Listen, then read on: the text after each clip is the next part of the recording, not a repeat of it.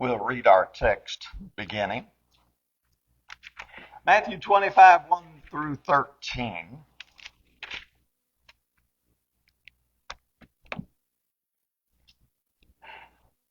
Then the kingdom of heaven will be comparable to 10 virgins who took their lamps and went out to meet the bridegroom. 5 of them were foolish, and 5 were prudent.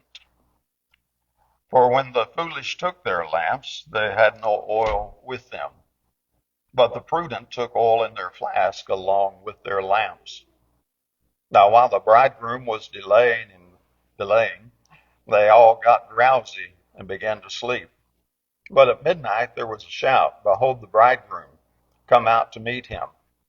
Then all those virgins rose and trimmed their lamps. The foolish said to the prudent, "Give us some of your oil, for our lamps are going out." But the prudent answered, "No, there will not be enough for us and you too. Go instead to the dealers and buy some for yourself." And while they were going away to make purchase, the bridegroom came.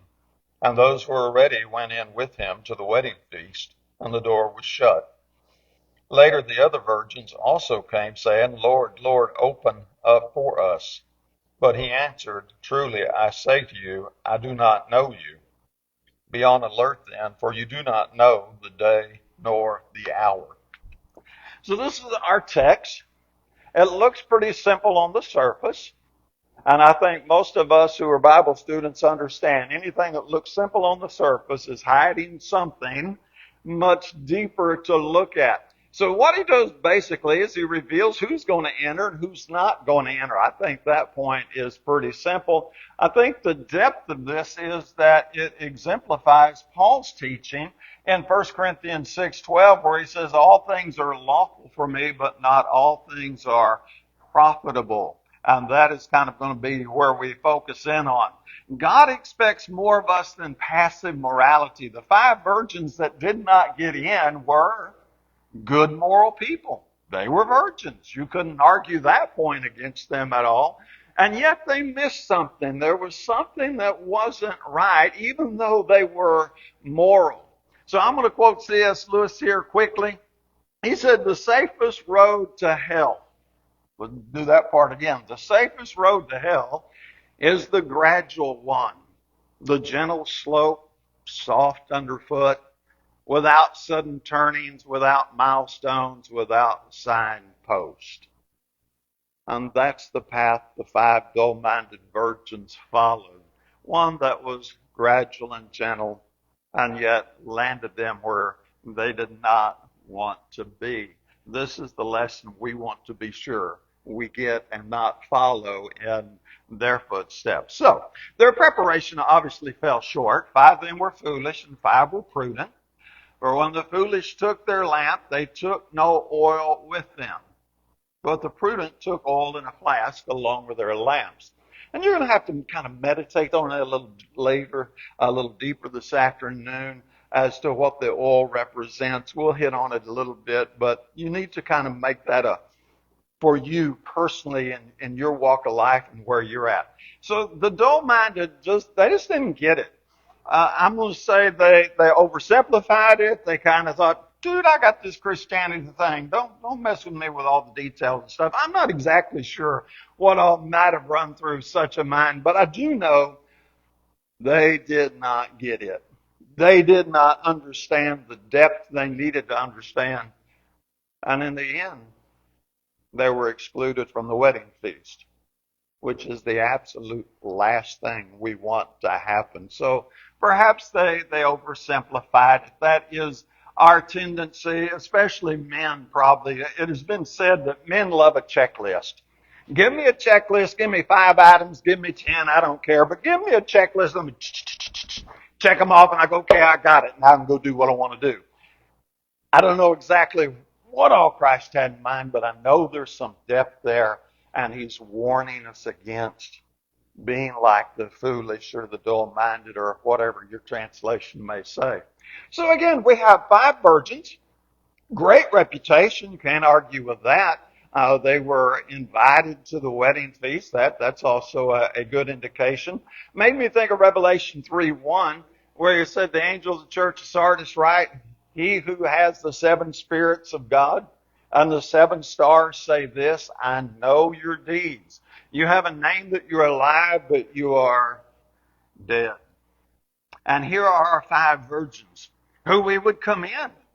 What do we know to say bad about them other than they didn't get it? They just didn't connect the dots at some level. They lacked the depth of the 5 prudent virgins. And depth is what God is looking for. He's not looking for people who just play the game on the surface and play it right. I wouldn't argue with that. It's just that he's looking for more than going correctly through the motions, if you would. 1 Samuel 16:7, that is the place where Samuel went out to anoint young David as the king to replace Saul. And remember, he saw his older brother who was tall and handsome, and Samuel thought, wow, this has got to be the guy. He looks so good. And God said, nope. Said, I don't want you to look on the outward appearance, hence your good reputation. He said, I look on the heart. And that's where the dull-minded virgins missed it. They had the outer reputation, amen, but they didn't have the heart. They didn't have the depth that they needed. What Christ is looking for, what God is looking for, Matthew 22:37, I know you hear it all the time. And this is one of those key verses that is really important. The problem is, the challenge is when you hear a verse over and over and over again, I know this happens. It begins to sound like the teacher in the Charlie Brown cartoons. How many times have you heard me say Matthew 7:21? I go back and look at old sermons sometime, and I'm going back 30 years sometime and looking at old sermons. I mean, I'm going all the way back to my beginning. It was Matthew 7:21, Matthew 7:21, Matthew 7:21. I say it so much, Allie said, I'm going to put that on your tombstone. I'm like, that'd be pretty cool, you know? I won't get to see it though, but it'll be pretty cool. But after a while, all you hear is womp, womp, womp, womp, womp. And that's the part where the virgins didn't get it. The dull-minded didn't get it. So Christ has said, you shall love the Lord with your God with all your heart and all your soul and all your mind. This is the greatest and foremost command. And therein, somehow, and I'll let you figure that out in detail because it's a parable. We can make up a lot of stuff there. But somehow the dull-minded virgins didn't get that. Somehow they thought, well, I showed up, I had a lamp, what's wrong? But they didn't make that deeper connection. Great reputation, good moral women or girls, however you envision that, and yet rejected from the wedding feast. So we run into this from time to time. Well, I'm not doing anything wrong. Well, that's a good step. That's a move in the right direction, incidentally. Absolutely a good strategy for beginning. 1 Corinthians 6:12, Paul said, all things are lawful for me, but not all things are profitable. So what he's looking for are those who are seeking spiritual profitability. Can I say it that way? It's not just is what I'm doing lawful, but what I'm doing profitable in the eyes of him who enlisted me as a soldier in his service, or he who redeemed me to be a servant in his kingdom. And what I do and things I'm doing, are they profitable for his goal and his agenda and what he wants done? That's the thing. Are we moving on that upward way? Are we just going, man, I've searched the scripture and there's nothing wrong with what I'm doing. There's nothing wrong with going to a ball game. And I'd say, amen, there's nothing, that's good moral entertainment right there. Is it profitable for spiritual development? I know we get into a lot of little nuanced areas now because none of us are going to say all entertainment is wrong, but we are going to kind of put it real quick and kind of keep that part short. It's kind of like food. You got to have food, right? Now, when does food cross the line from responsible stewardship to gluttony? Now, when does food cross the line from responsible stewardship to being an irresponsible steward? And again, you can't just do a cookie cutter answer to that. If you're a diabetic, the answer is different for you than it is for somebody else. If you're allergic to one thing, then the answer is different for you than it is for somebody else. That's why you really got to do that personal meditation. So the dull-minded just didn't get what was going on. They kind of had this shallow, I'll show up for the party approach kind of thing or something. And their morality was not proof that they were diligently seeking God. They're called the foolish virgins in most texts. I found one that said dull-minded, and I kind of liked that. I went and looked at the word prudent and some stuff like that. But I know word studies are just so exciting, and you're really disappointed that we didn't spend 15 minutes there. I'll let you do that on your own entertainment later on. But Jesus and Paul are both challenging us about opting for the bare minimum. Yeah, I'm doing okay. That kind of thing. Trying to do just enough. That's dull-minded thinking. And I know it's hard to figure out how it works, but I'll promise you this. Life won't let you get by with that. Life is going to challenge us and bring us up to the line on that and say, okay, now you got to make a decision. So we're going to be intentionally consumed with God. That's the way you want to do it. I'm back to Matthew 22:37 again, because this is one of those key verses. It's all your heart, all your soul, all your mind. That is the absolute most important thing. So it's more than just, I'm not hurting anybody. I'm not out here doing X, Y, Z sin. I'm not smoking weed and robbing 7-Elevens or whatever. It's kind of funny because when we think about sin, we think about what I'm going to call really evil, extreme, obvious sins.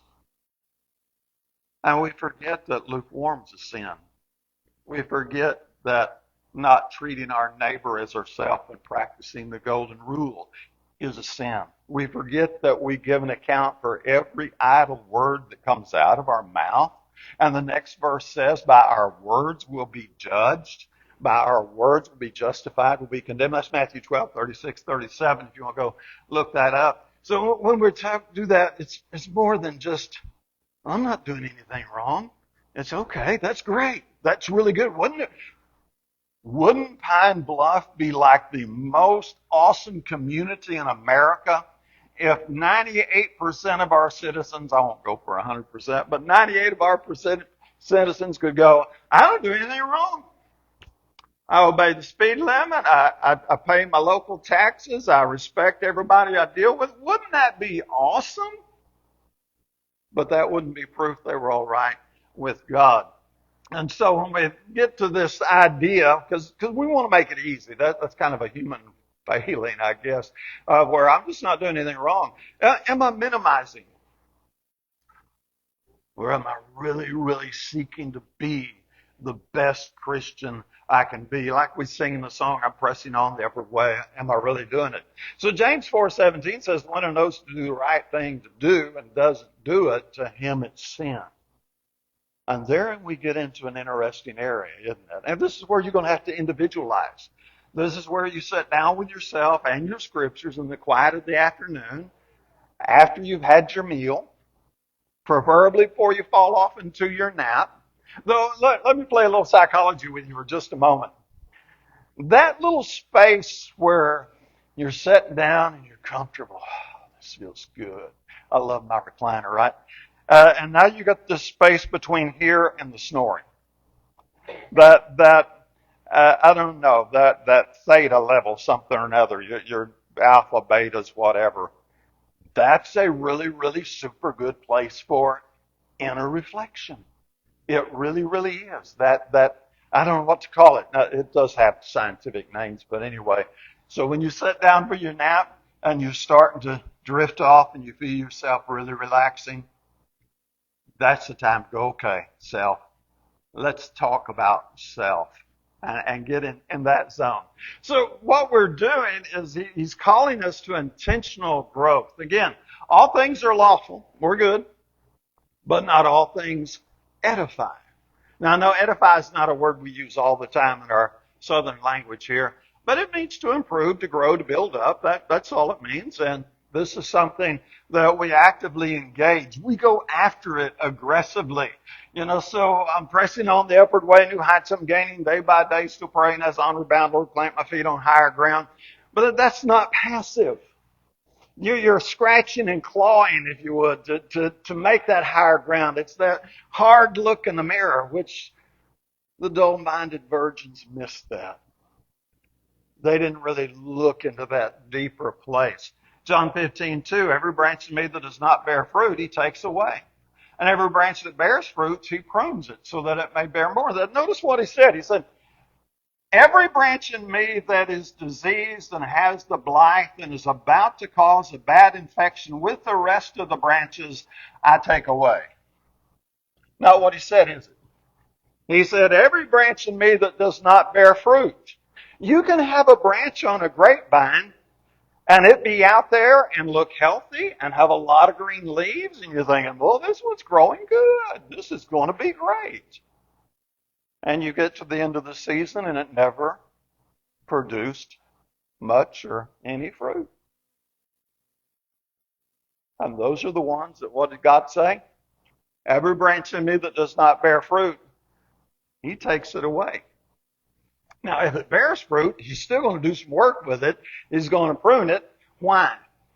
Because what is he looking for? He's looking for more fruit, right? He's not a minimalist. He's not like, if I get a grape off of this branch, that'll be fine. He's looking for more. Think about the parable where the one talent man said, I knew you to be stern. I knew you to reap where you didn't sow, and so on and so forth. Yes. So avoiding sin is good. Let me be very clear with that, man. That is absolutely necessary. That is an essential, elementary, kindergarten level step. But there's more. So we can avoid sin. I have an idea. Every one of us here know people who don't profess Christianity at all, yet they have an aversion to lying, or maybe they have aversion to drinking or cursing. They just like, no, I don't do that. But they're not seeking God either. So the question for us in the parable of the virgins is, are we living connected to God? Are we passionate about bearing fruit? Are we just trying to get by? I think if I do level 3, I'll get on into heaven. You can leave level 8, 9, and 10 to somebody else.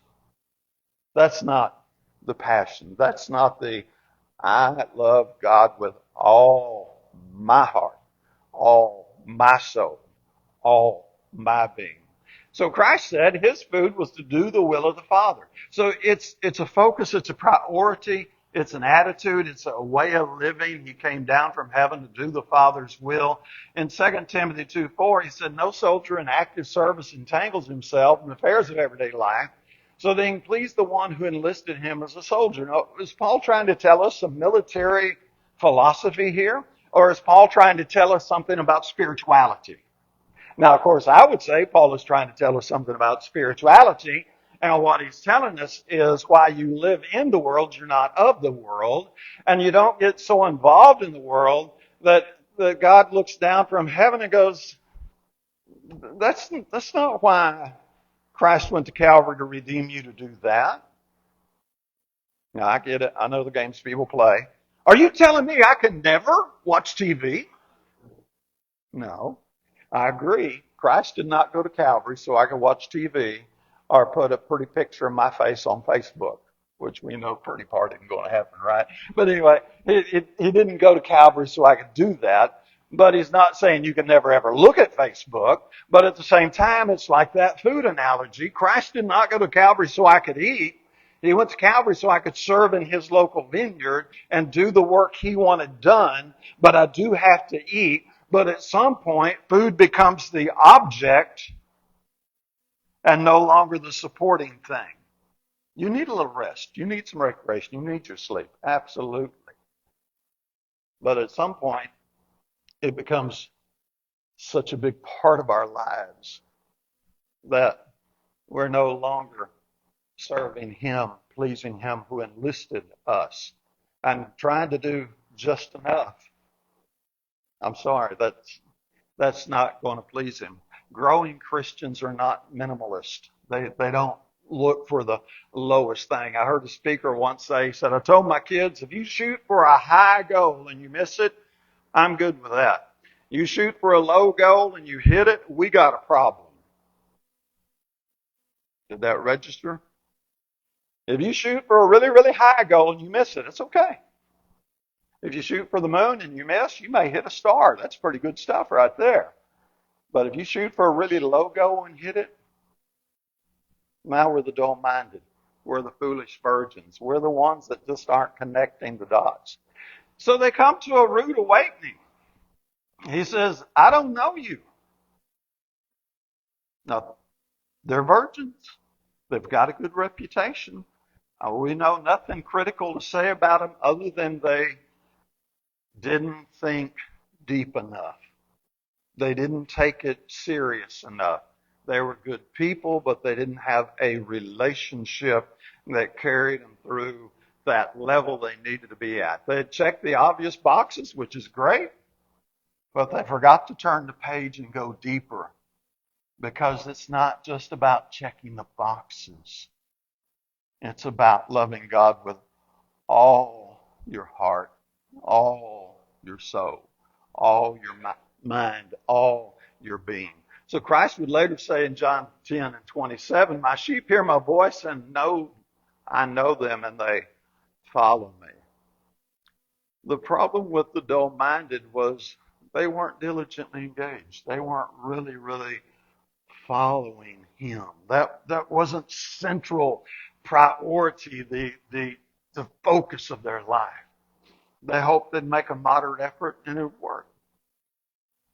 And they found out it didn't work.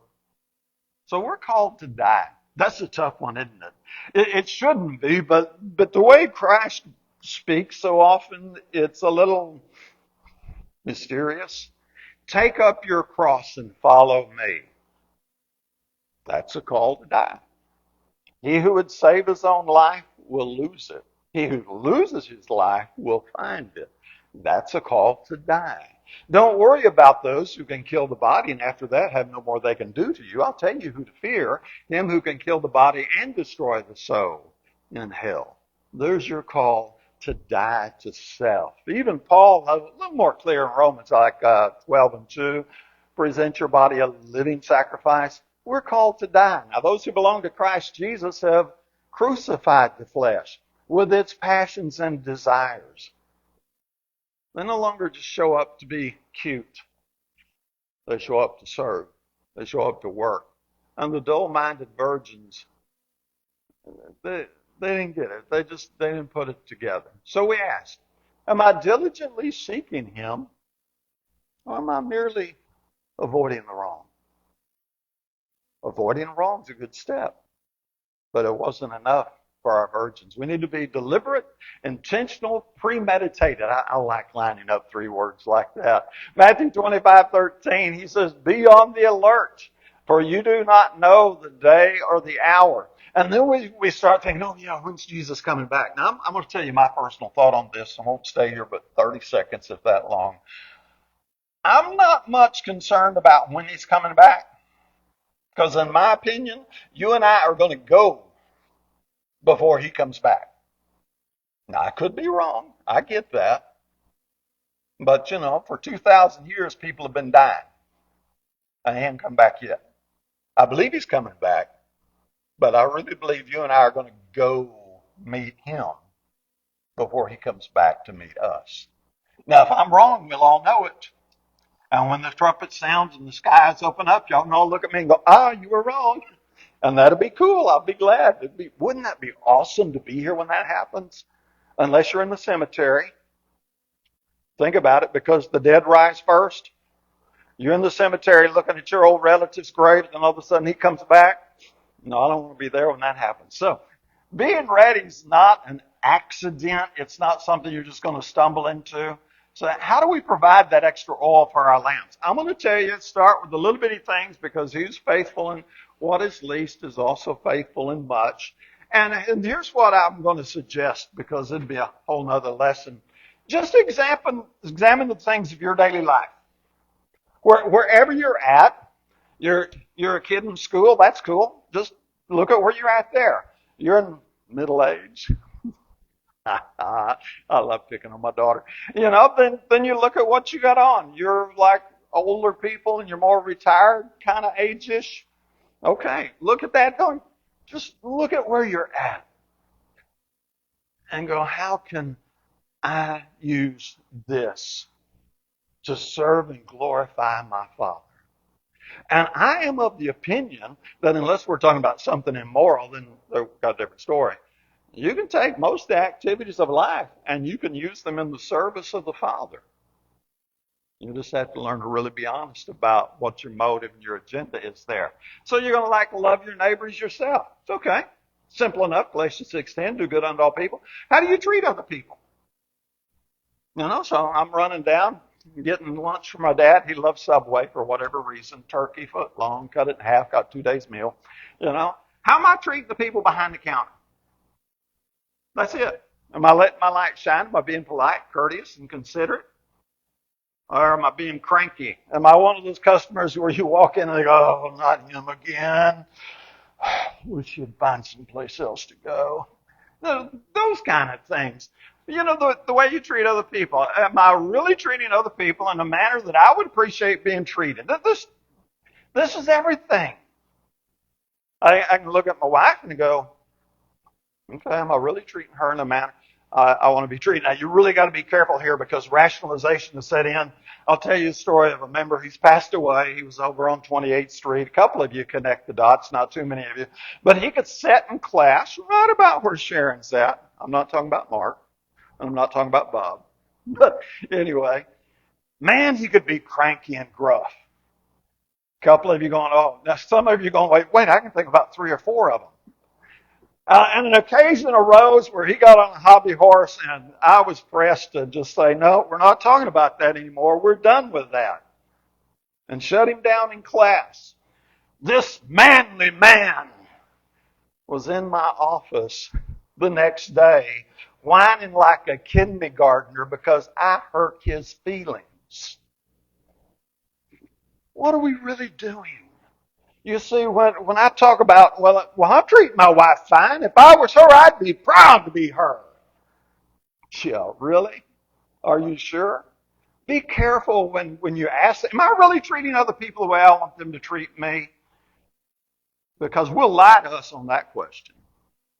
And God's not going to buy our lie. God's going to go, you're lying, and liars don't get into heaven. Spiritual growth is actively seeking to please God. And what I'm doing, and the way I'm treating the person behind the counter, the way I'm treating the person I just walked past at Walmart, the way I'm treating my family, my extended family, does God look at me and go, that's good. I like him. If not, we're in trouble. Now, the good news in all this is that we can avoid hearing, I do not know you. Now, it takes the courage to get into self, but we can avoid it, and we can really, really look at ourselves. So we're right at the end. Readiness is proactive, very, very proactive. You're planning, you're diligent, you're really engaging the process, not just sitting around thinking, well, I sure would like to do better. You're making a plan for it somehow. The dull-minded, yeah, you got good intentions, and they may be moral, but their lack of thinking deeply shuts the door, and they miss out on the wedding feast. What he is he's a rewarder of those who diligently seek him.